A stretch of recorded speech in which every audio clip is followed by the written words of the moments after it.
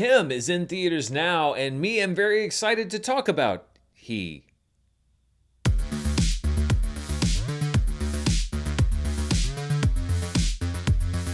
This video is brought to you by HelloFresh. Go to HelloFresh.com/DanMurrell10FM for a special offer, and stay tuned after the review for more info.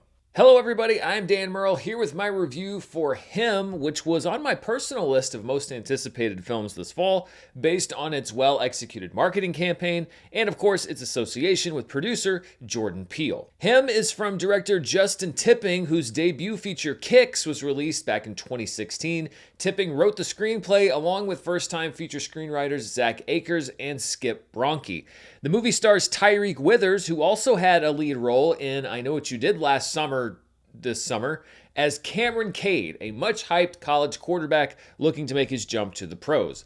As a side note, I would like to compliment Tyreek Withers on his choice of college in real life because he's a graduate of Florida State University and spent some time on the football team there, though he didn't end up getting any playing time on the field. Cameron Cade is facing some personal struggles and finds a surprising lifeline when the quarterback he idolizes, Marlon Wayans' Isaiah White, offers to mentor him privately for a week at his remote desert training facility. White is widely considered to be the GOAT, greatest of all time, of NFL quarterbacks, and may be targeting Cameron to be his chosen successor. But because this isn't a Rudy-like inspirational tale, things take a turn for the dark and mysterious as Cameron finds out that he's potentially signed up for more than he bargained for, and that what's required to be the greatest may be more sinister and require more sacrifice than he anticipated. The name you've probably seen associated with him the most isn't Tyreek Withers or Justin Tipping, but Jordan Peele. Peele's Monkey Paw Productions snapped up the screenplay a few years ago, and Jordan Peele is one of the film's producers. And given his brand,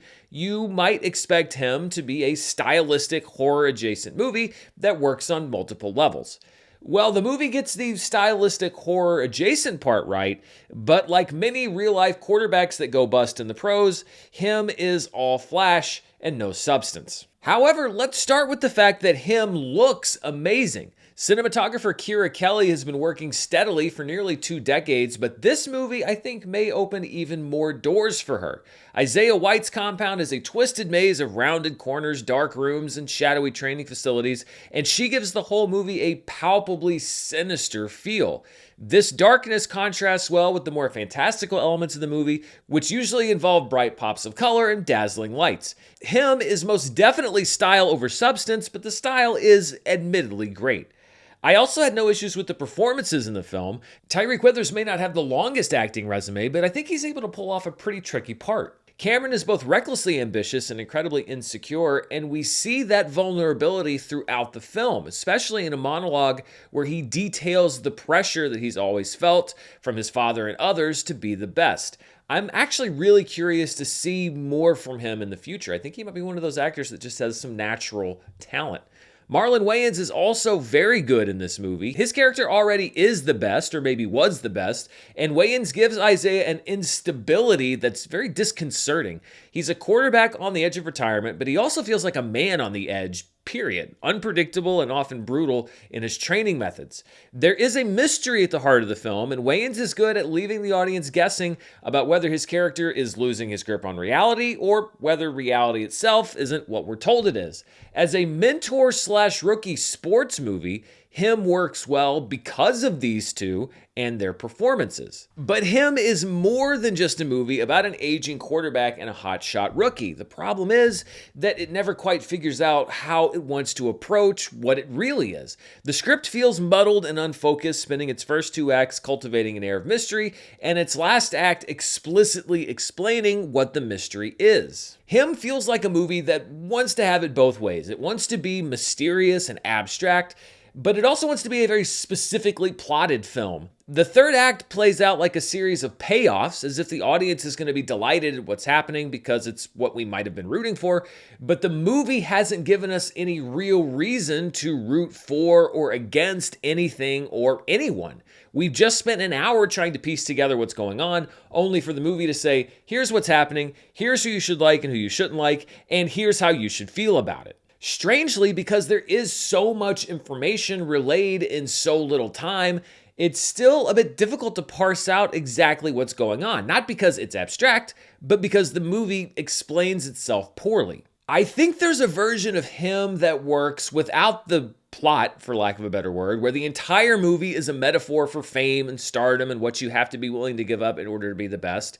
And I think that there's a version of him that works that's less abstract, where we know more throughout the film about what's happening, where heroes and villains are established, and where the third act works because it is an emotional payoff. But the version of him that we do get, this hybrid of these two different approaches, just doesn't really work. It's an art house movie with a Hollywood ending, kind of like what Adaptation was satirizing. It's like Charlie Kaufman wrote the first two acts of him, but the third act is all Donald Kaufman, full of unearned emotional payoffs and cliche Hollywood endings. It's like if David Lynch had explained everything that was happening in Mulholland Drive in the third act and wrapped it up like a typical murder mystery. Him is at least an interesting movie for most of its runtime. The dynamic at the center of the film between Isaiah and Cameron is what really works well, and it's worthy of a better movie with a better ending. And the movie's elevated by the fantastic work of the camera department, production designers, and editors who wrapped this lackluster narrative in a very appealing visual package. Should Justin Tipping go on to make more successful films, I don't think that him is going to be remembered as his breakout. I think it's going to be remembered as an early, flawed movie that showed great potential. As for Jordan Peele, I love that he puts his name behind movies like this and backs emerging filmmakers. He also was a big backer for Monkey Man, and it's really in order to raise the profile of new talent. But I would have a word, if I were him, with the marketing department at Universal, because by selling the movie using his name so prominently, I think that a lot of people in the audience may assume that he was involved as a writer and or director, which comes with a certain set of expectations that I don't believe this movie is going to meet. As with professional athletes, for many filmmakers, brand protection is important. I don't think that him tarnishes Jordan Peele's brand, but it doesn't do a whole lot to boost it either. Despite liking several individual elements of him, I think it just falls apart at the end. So on my personal scale, I'm giving it a reluctant, not a fan rating, with the caveat that I still think it might be worth seeing just to check out what works. So those are my thoughts on him. What do you think? Are you heading out to see it this weekend? Let me know down in the comments below. And before we go, I would like to thank the sponsor for this review, HelloFresh. It is September. The temperatures are going to start dropping soon. The leaves will be falling, and it'll be a great time to think about curling up inside with a nice home-cooked meal. Luckily, HelloFresh is ready with their biggest menu refresh yet, which brings comfort food and chef-designed recipes right to your door. HelloFresh has doubled their menu, so now you get to choose from 100 options each week, including new seasonal dishes and recipes from around the world. If you want to eat healthier, HelloFresh has a lot of high-protein and veggie-packed recipes. And if you're a meat eater like me, you can get steak and seafood recipes delivered every week for no extra cost. From seafood to snap peas, if you want to make it, HelloFresh has what you're looking for. I'm not gonna lie, I eat out from time to time, but there's just something so satisfying about digging into a meal that you made yourself. And HelloFresh is America's #1 choice when it comes to home cooking. You get a home-cooked meal, great ingredients, delicious food, and it's delivered right to your door. I mean, sign me up. And I'm not just saying that. You can literally sign up for HelloFresh right now. The best way to cook just got better. Go to HelloFresh.com/DanMurrell10FM to get 10 free meals plus a free item for life, 1 per box with active subscription. Free meals applied as a discount on the first box. New subscribers only. Varies by plan. That's HelloFresh.com/DanMurrell10FM to get 10 free meals plus a free item for life. Thanks to HelloFresh for sponsoring this review, and thank you for watching. Be sure to stay tuned right here for the latest in movie news, reviews, box office, and more. Until next time, stay safe, and I'll see you then. Bye.